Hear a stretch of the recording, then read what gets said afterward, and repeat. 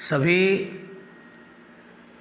छात्र छात्राओं को मेरा सादर नमस्कार एवं इस ऑनलाइन मंच के माध्यम से मुझे सुन रहे सभी मित्रों को भी मेरा सादर नमस्कार। जैसा कि आप सभी समझ पा रहे हैं कि झारखंड सरकार पुनः नव वर्ष 2022 में पठन पाठन को बंद की है और ऑनलाइन मोड से बच्चों को पढ़ाने का निर्देश प्राप्त हुआ है। तो आज मैं पुनः अपने छात्र छात्राओं एवं अध्ययनरत सभी साथियों के लिए एक नया प्रकरण वाक्य को लेकर आया हूँ। इसके पूर्व मेरा एक वीडियो पद पर बना था, तो मैं आशा करता हूँ कि आप लोग पद वाला वीडियो देखे होंगे। आज मैं वाक्य का वीडियो आप लोगों के बीच लेने जा रहा हूँ। देखिए, आज का जो मुख्य प्रकरण है वह प्रकरण वाक्य है। तो आज हम लोग वाक्य प्रकरण पर बात करने वाले हैं।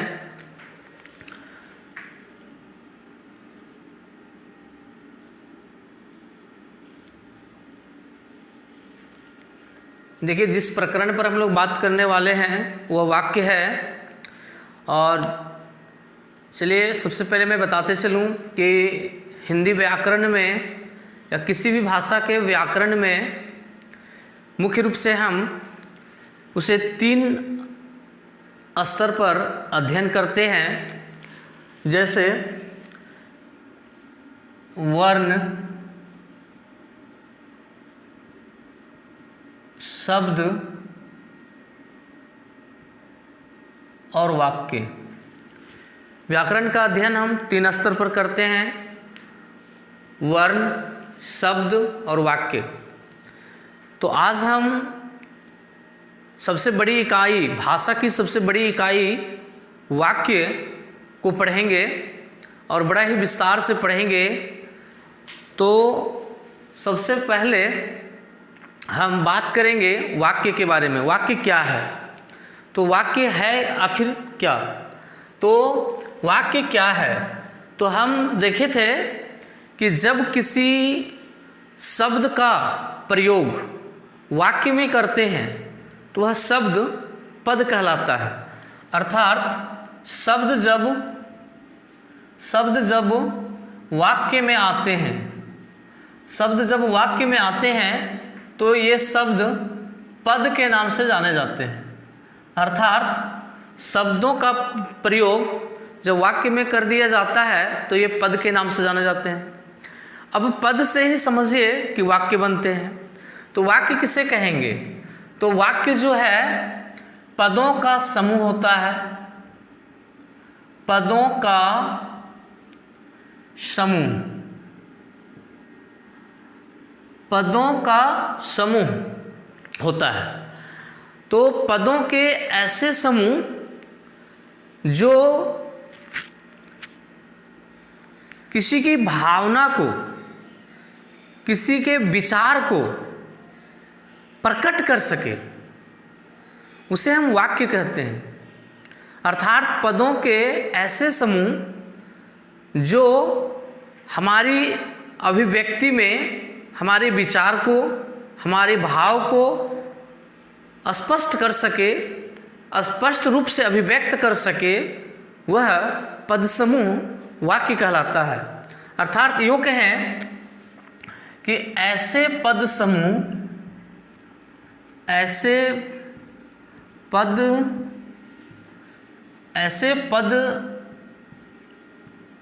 समूह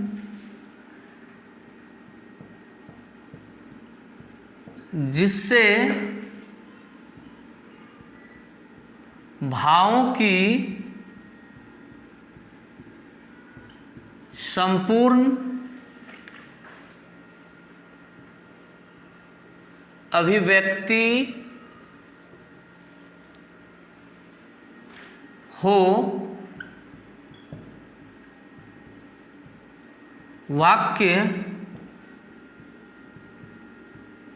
कहलाता है। अर्थात वाक्य में हमें सबसे पहले वाक्य पदों का समूह होता है। वाक्य जो होता है वह पदों का समूह होता है। साथ ही साथ वाक्य में ये क्षमता होनी चाहिए कि वह भावों की अर्थात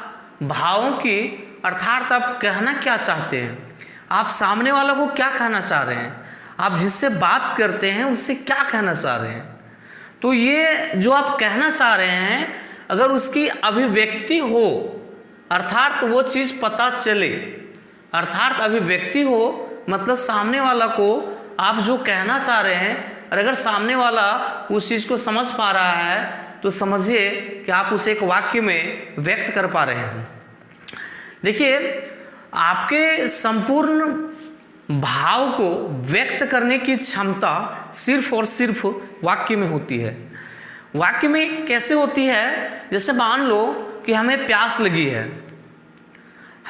लगी है या किसी के घर में आग लगी है, तो प्यास लगी है तो भी या आग लगी है तो भी अगर हम ऐसा बोले कि आग आग आग, तो आग मात्र कहने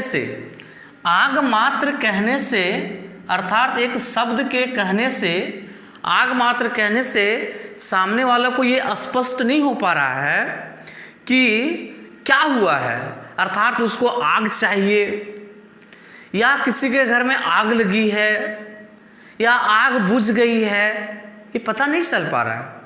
तो नहीं पता चल पा रहा है, कारण क्या है कि आप सिर्फ एक शब्द बोल रहे हैं और शब्द के बोलने से संपूर्ण अभिव्यक्ति नहीं हो पा रही है। अर्थात सामने वाला बोलता है क्या आग आग कर रखा है, बोलो तो क्या आग आग कर रहा है, तब से किसको अब क्या हुआ है, तो वो उस जो है जानना चाह रहा है आग आग बोल के तुम क्या कहना चाह रहे हो। तो हम किसी को भी जब कुछ बताना चाहते हैं या कहना चाहते हैं तो सिर्फ शब्द के माध्यम से हम अपने भावों की अभिव्यक्ति नहीं कर सकते। तो भावों की अभिव्यक्ति करने के लिए हमें वाक्य चाहिए और वाक्य ही है जो हमारे भावों को दूसरों के सामने अभिव्यक्त कर सकता है।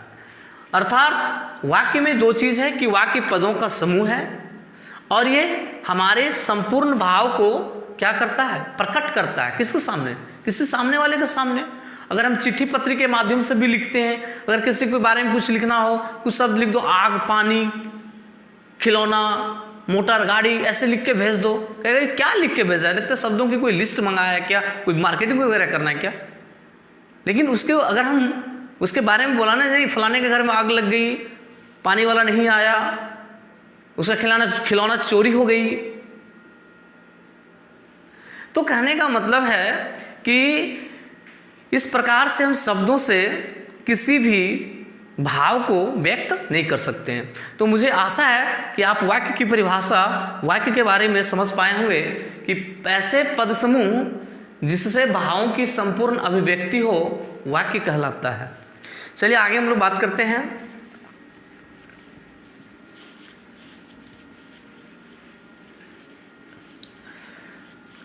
देखिए, वाक्य के मुख्य रूप से दो अंग होते हैं। वाक्य के मुख्य रूप से दो अंग होते हैं। किसी भी वाक्य के मुख्य रूप से दो अंग होते हैं। और मैं जानकारी के लिए एक बात और बता दूं कि कोई भी वाक्य बिना क्रिया के पूर्ण नहीं होती है, यह ध्यान में रखिएगा। कोई भी वाक्य बिना क्रिया के पूर्ण नहीं होती है, इसलिए वाक्य का अनिवार्य घटक है क्रिया। क्रिया का होना अनिवार्य है। तो वाक्य के अंग, तो वाक्य के दो अंग होते हैं, एक उद्देश्य, दूसरा विधेय। वाक्य के कितने अंग? दो अंग, एक उद्देश्य, दूसरा विधेय। एक उद्देश्य और दूसरा विधेय। उद्देश्य और विधेय, वाक्य के दो अंग होते हैं, उद्देश्य और विधेय। चलिए हम जानते हैं कि उद्देश्य किसे कहते हैं और विधेय किसे कहते हैं। देखिए, किसी भी बात को या किसी भी वाक्य को जब हम बोलते हैं तो उसमें दो बातें आती है। पहली बात कि वाक्य में किसके बारे में बात हो रही है। किसी भी वाक्य में किसके बारे में बात हो रही है। जैसे राधा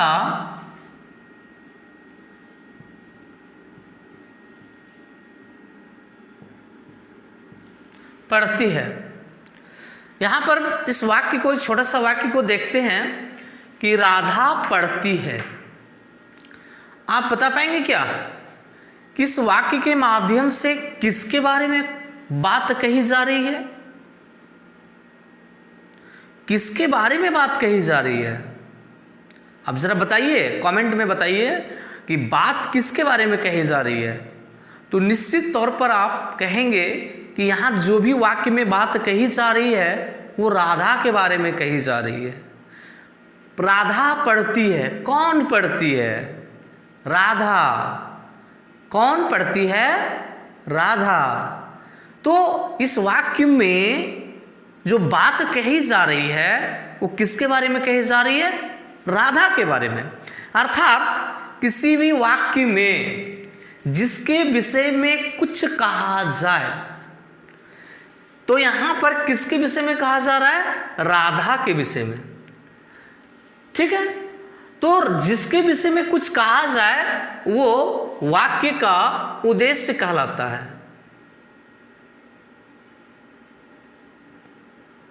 वाक्य का उद्देश्य कहलाता है। तो इस वाक्य में वाक्य का उद्देश्य कौन है? राधा।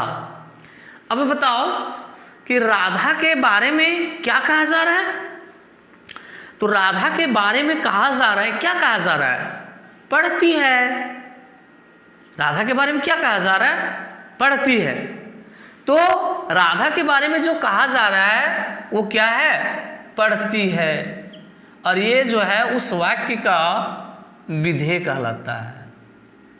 अर्थात हम ऐसे भी समझ सकते हैं कि किसी भी वाक्य के उद्देश्य को अगर आप छांट लें, अर्थात किसी भी वाक्य के उद्देश्य को अगर आप छांट लें तो जो शेष बच जाता है, जो बाकी बच जाता है उसे हम विधेय कहते हैं। अर्थात विधेय, उद्देश्य के बाद का जो हिस्सा है वो सब क्या है? विधेय है। अर्थात विधेय में उद्देश्य के बारे में कुछ कहा जाता है। तो यहां पर हम ऐसे कह सकते हैं कि वाक्य में जिसके विषय में कुछ कहा जा रहा है। वाक्य में जिसके विषय में कुछ कहा जा रहा है वह वाक्य का क्या कहलाएगा? उद्देश्य। आगे, वाक्य में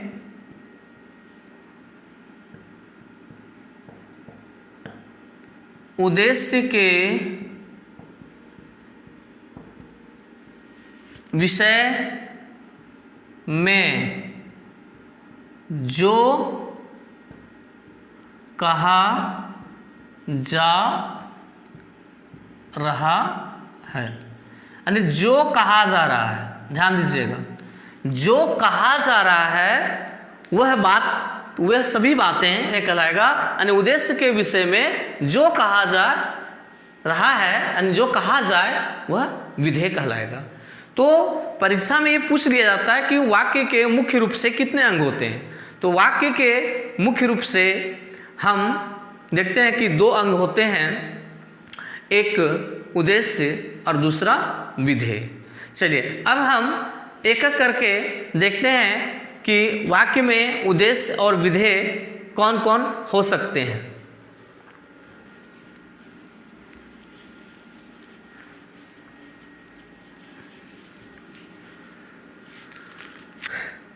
चलिए, जैसे राधा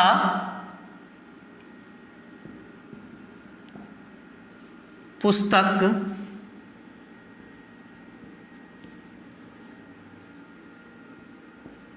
पढ़ती है। चलिए इस वाक्य में देखते हैं, राधा पुस्तक पढ़ती है। ठीक है, अब जरा से सोचिए कि राधा पुस्तक पढ़ती है, इस वाक्य में किसके बारे में कहा जा रहा है।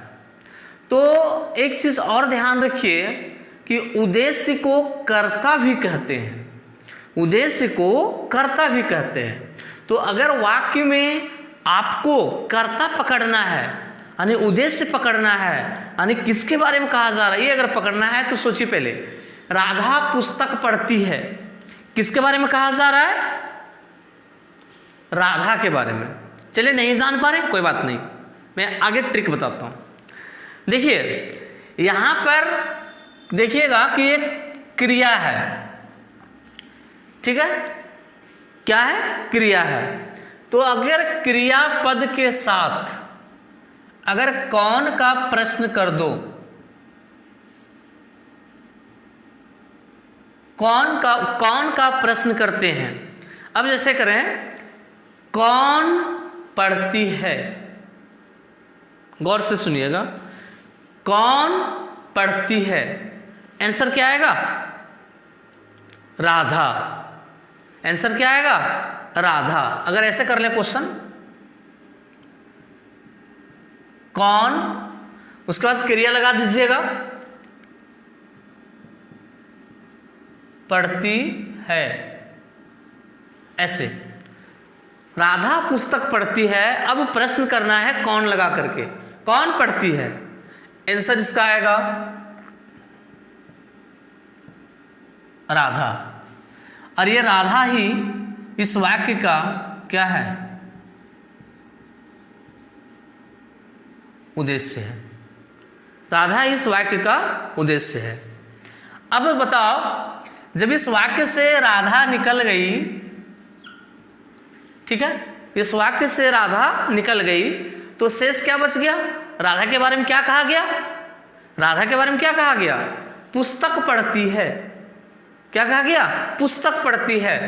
तो अब पुस्तक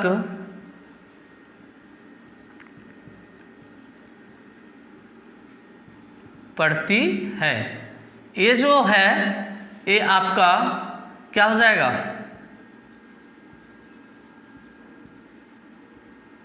विधेय।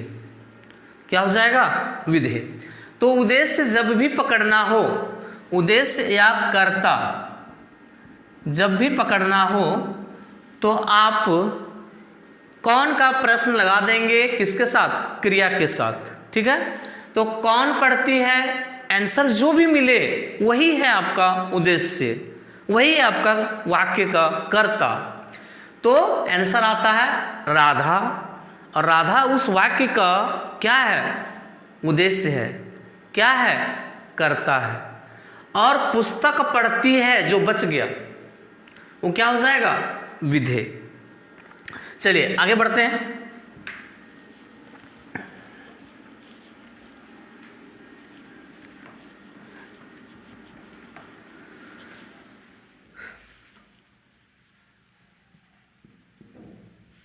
श्याम की राधा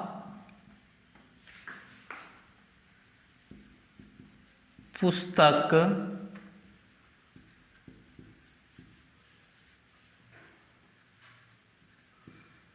पढ़ती है। श्याम की राधा पुस्तक पढ़ती है।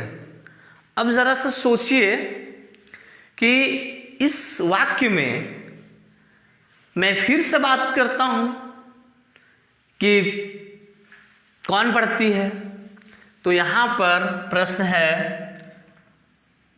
कौन पढ़ती है। तो ध्यान दीजिएगा, कौन पढ़ती है? तो श्याम की राधा। पहले कौन पढ़ती थी? राधा। अब कौन पढ़ती है? श्याम की राधा। तो इसका आंसर होगा श्याम की राधा। तो ये श्याम की राधा, ये क्या हो गया? इस वाक्य का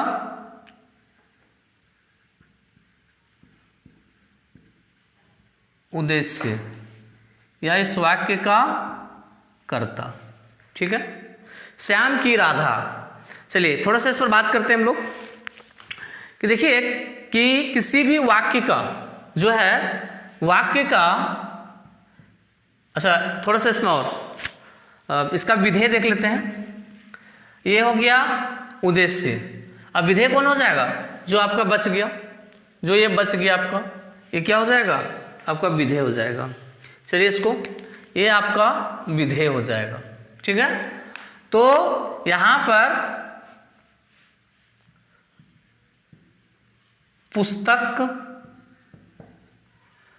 पढ़ती है, ये जो है आपका क्या हो जाएगा?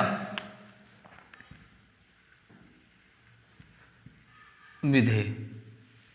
ठीक, कोई दिक्कत नहीं। तो आप उद्देश्य और विधेय समझ पा रहे होंगे, ये मैं आशा करता हूं। आगे मैं जो काम की बात बताने वाला था वो ये था कि देखिए किसी भी वाक्य में, जो किसी भी हिंदी में जो वाक्य की संरचना है, ध्यान दीजिए, वाक्य की जो संरचना है, हिंदी में जो वाक्य की संरचना है, वो वाक्य की संरचना का जो क्रम है वो इस प्रकार से है। पहले कर्ता, फिर कर्म, फिर क्रिया। कर्ता, कर्म, क्रिया। वाक्य की संरचना जो हम करते हैं हिंदी में, उसमें पहले कर्ता को लिखा जाता है, फिर कर्म को लिखा जाता है, फिर क्रिया को लिखा जाता है। अब समझिएगा कि वाक्य में हम क्या करते हैं ना, कि कभी कभी कर्ता का विस्तार कर देते हैं, इस कर्ता का विस्तार कर देते हैं, कर्म का विस्तार कर देते हैं, फिर इस क्रिया का विस्तार कर देते हैं। ठीक है, तो हम उस केस में, उस स्थिति में हम उलझ जाते हैं कि पता नहीं उद्देश्य कौन होगा, विधेय कौन होगा। तो हमें उलझना नहीं है। ये कर्ता का देखिए, पहले के वाक्य में राधा, अभी भी पुस्तक राधा ही पढ़ रही है, कोई दूसरा नहीं पढ़ रही है, पढ़ रही है राधा। भले वो श्याम की राधा है, हो सकता है मोहन की राधा हो, कृष्ण की राधा हो, मेरे बगल के गांव के कृष्ण की राधा पढ़ती है, तो पढ़ तो फिर राधा रही है। तो राधा का क्या हुआ? वो विस्तार हो गया। तो कर्ता का विस्तार हो सकता है, कर्म का विस्तार हो सकता है, क्रिया का विस्तार हो सकता है। एक बात। दूसरी बात यह है कि जब आप इसको उद्देश्य और विधेय में अलग करेंगे, तो आपको मैं बता दूं कि कर्ता जो है आपका उद्देश्य बन जाएगा, और बाकी जो बच गया, देखिए ना, ये सिंपल सी बात है कि आपने कर्ता को पहचान लिया, कर्ता बच के बाद जो बच जाता है वो विधेय होता है। तो यहां भी हमने कर्ता को बाहर कर दिया, तो जो बच गया वो विधेय होगा। तो विधेय में कौन कौन आ जाएंगे? तो विधेय में ये दोनों आ जाएंगे, कर्म और क्रिया। साथ ही साथ एक और इसके साथ आता है, वो है पूरक। अर्थात विधेय में, ये विधेय में ये तीनों आते हैं। चलिए, तो कर्ता आपका उद्देश्य हो गया, कर्म, पूरक, क्रिया, ये तीनों किस ग्रुप में आ जाएंगे? विधेय के ग्रुप में आ जाएंगे। ठीक है, चलिए आगे के उदाहरण में हम इस सबको देखते हुए आगे बढ़ते हैं। इसको आप हो सके तो स्क्रीनशॉट लेना चाहेंगे तो ले लीजिए।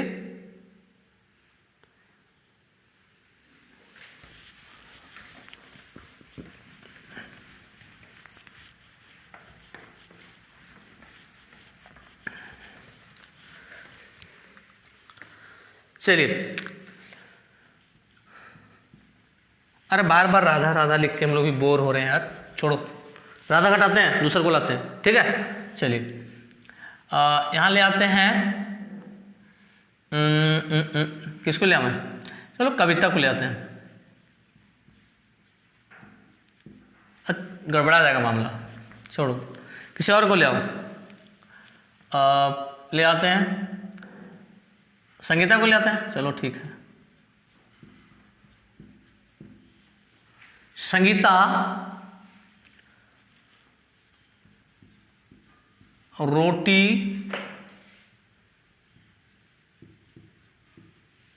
पकाती है।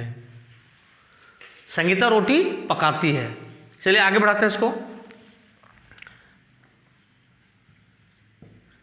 गीता की सहेली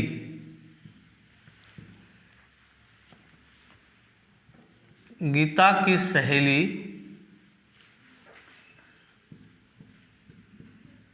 संगीता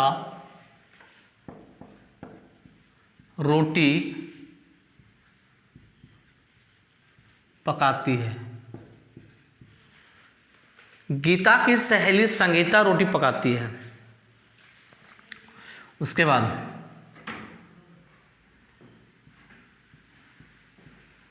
ग्रामीण क्षेत्र में रहने वाली गीता की सहेली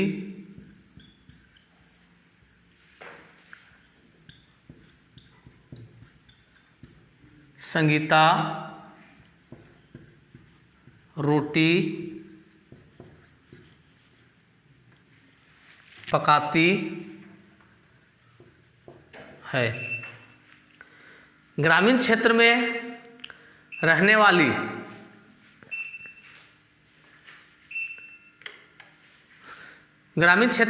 वाली अब चलिए इस तीनों वाक्य को पूरा ध्यान से देखिए, पूरा मनोयोग के साथ देखिए, हृदयंगम करते हुए देखिए, तब आपको बात समझ में आ जाएगी। जरा सा बताइए कि संगीता रोटी पकाती है, तो बताओ रोटी कौन पकाती है? कौन पकाती है? रोटी पकाने का काम कौन करती है? संगीता को पकाना पड़ रहा है, रोटी तो उसी को बेलना पड़ेगा क्या? तो सोचो कि संगीता रोटी पकाती है, तो पका तो रही है संगीता, बेलना तो पड़ रहा है संगीता को। अब यहां आ जाओ, गीता की सहेली संगीता रोटी पकाती है। अब देखो यहां पर इस वाक्य में रोटी कौन पकाती है, गीता या संगीता? सोचो, गीता की सहेली संगीता रोटी पकाती है, तो इस वाक्य में सोचो कि रोटी कौन पकाती है? गीता की सहेली संगीता, यानी रोटी क्या गीता पका रही है? नहीं नहीं, बिल्कुल नहीं। वो खा रही होगी अलग बात है, लेकिन गीता की सहेली संगीता रोटी पकाती है, तो रोटियां तो फिर पकाना पड़ेगा संगीता को, चाहे वो गीता की सहेली रहे या अनीता की सहेली रहे, चाहे सीता की सहेली रहे, नहीं रोटी तो फिर पकाना पड़ रहा है किसको? संगीता को। तो यहां पर क्या हुआ पता है? यहां पर इस संगीता का परिचय थोड़ा बढ़ गया, उसकी पहचान बढ़ा दी गई है कि हाँ ये तो संगीता ही रोटी पकाती है, लेकिन ये संगीता जो है ना वो क्या है? गीता की सहेली है। सिर्फ इस कर्ता का विस्तार हो गया है, यानी कर्ता के बारे में लंबी चौड़ी कथा हो गई है, लेकिन रोटी तो पकाना पड़ रहा है संगीता को। क्लियर? अब देखते हैं आगे वाक्य में। ग्रामीण क्षेत्र में रहने वाली गीता की सहेली संगीता रोटी पकाती है। लो आगे ना लंबा चौड़ा वाक्य, बताओ कि फिर से रोटी कौन पकाती है? देखो ना, संगीता रोटी पकाती, वही चीज फिर से आ गया। इस संगीता का और पहचान कुछ ज़्यादा बढ़ गया कि नहीं, संगीता जो है वो गीता की सहेली है, और गीता का भी थोड़ा पहचान बढ़ गया कि ग्रामीण क्षेत्र में रहने वाली गीता की सहेली संगीता रोटी पकाती। तो रोटी फिर तो संगीता को ही पकाना पड़ रहा है, रोटी फिर से संगीता को ही पकाना पड़ रहा है। तो अब समझिए कि इस ऊपर वाले वाक्य में रोटी कौन कौन पकाती है? संगीता। ये क्या हो गई वाक्य का उद्देश्य, ठीक है। और रोटी पकाती है, रोटी पकाती है, बच गया। ये रोटी पकाती है जो बच गया वो क्या हो जाएगा बोलो? वो हो जाएगा आपका वाक्य का विधेय, ठीक है। आगे देखते हैं। गीता की सहेली संगीता रोटी पकाती है, कौन पकाती है? गीता की सहेली संगीता, नहीं संगीता पकाती है। तो यहां पर ये जो हो जाएगा आपका, ये देखिए ये जो हो जाएगा वो क्या हो जाएगा? ये पूरा हो जाएगा उद्देश्य।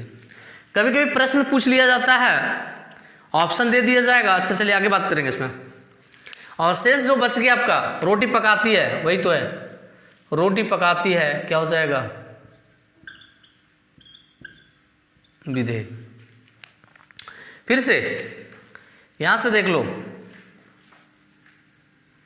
ये यहां से जो ये आप देख पा रहे हैं, ये आपका यहां तक, ये फिर से वाक्य का क्या हो जाएगा? उद्देश्य। और ये जो हो जाएगा क्या हो जाएगा? विधेय। तो आपके मन में एक विचार आ रहा होगा कि क्या उद्देश्य इतना छोटा फिर बड़ा, उससे भी बड़ा, क्या इससे भी बड़ा हो सकता है? बिल्कुल हो सकता है, नो डाउट। तो किसी भी वाक्य में उद्देश्य बहुत बड़ा हो सकता है, अर्थात कर्ता बहुत बड़ा भी हो सकता है, लंबा चौड़ा उसका पहचान हो सकता है। विधेय ये भी बड़ा हो सकता है, छोटा भी हो सकता है।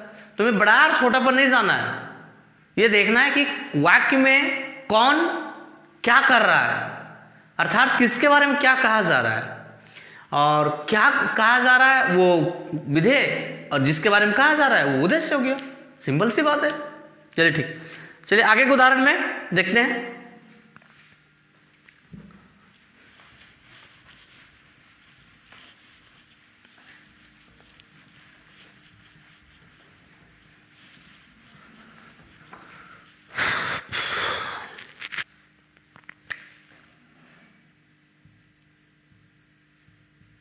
मोहन रात में घर के सामने मुरली बजाता है। मोहन रात में घर के सामने मुरली बजाता है।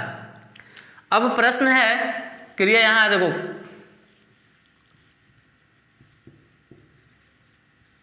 कौन बजाता है? कौन बजाता है बोलो? मोहन। कौन बजाता है? मोहन। तो ये जो मोहन है इस वाक्य का क्या हो गया? उद्देश्य।